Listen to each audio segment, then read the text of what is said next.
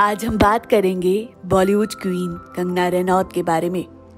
जी हाँ दोस्तों, आज हम उनकी पास्ट लाइफ से जुड़ी सारी कंट्रोवर्सीज और उनके अतीत से जुड़े हर एक बात आपके सामने रखेंगे। चलिए दोस्तों शुरू करते हैं। कंगना रनौत एक इंडियन फिल्म एक्ट्रेस है। उन्होंने बॉलीवुड फिल्मों में अपना करियर बनाया और भारत की सबसे महंगी अभिनेत्रियों में से एक हैं। कंगना रनौत मीडिया में सच्चे दिल और ईमानदारी से जनता के बीच में अपने विचार प्रकट करने के लिए भी जानी जाती हैं। भारत के सबसे प्रसिद्ध सेलिब्रिटीज में कंगना भी शामिल है। उन्हें बहुत से अवार्ड्स भी मिल चुके हैं, जिनमें से 3 राष्ट्रीय फिल्म अवार्ड और 4 श्रेणियों के फिल्म फेयर अवार्ड्स भी शामिल हैं। आपको बता दें दोस्तों, कंगना रनौत का जन्म 23 मार्च 1986 को हिमाचल प्रदेश के मंडी जिले में हुआ। भामला ग्राम की निवासी हैं।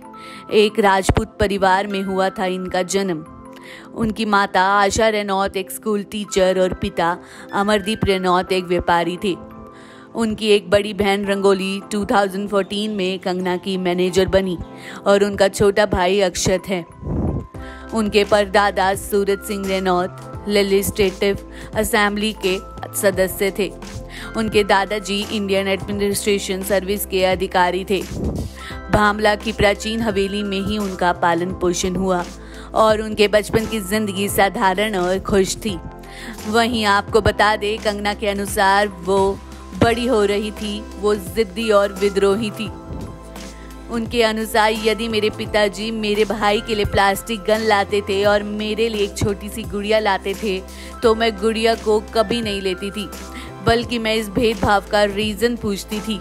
चंडीगढ़ की डीएवी स्कूल से उन्होंने पढ़ाई पूरी की और वहीं उन्होंने अपना मेन सब्जेक्ट साइंस को बनाया और उसी विषय में उनको काफ़ी रुचि भी थी। पहले वे अपने माता पिता की इच्छा के अनुसार डॉक्टर बनना चाहती थी, लेकिन 12वीं में वह केमिस्ट्री की यूनिट टेस्ट में फेल हो गई और तभी से कंगना ने All India pre medical test देने की बजाय अपने करियर के एम को चेंज करने की ठानी। इसके बाद कुछ समय के लिए वह 16 साल की उम्र में ही दिल्ली आ गई। उस समय वह मेडिकल के क्षेत्र में नहीं जाना चाहती थी।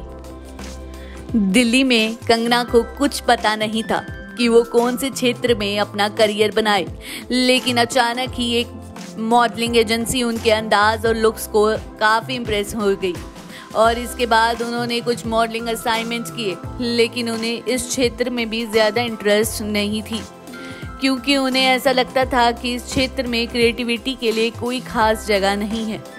इसलिए इसके बाद कंगना ने एक्टिंग पर ध्यान देने की ठानी और असीमता थिएटर ग्रुप में शामिल हो गई, जहां डायरेक्टर अरविंद गौर ने उन्हें ट्रेन किया था।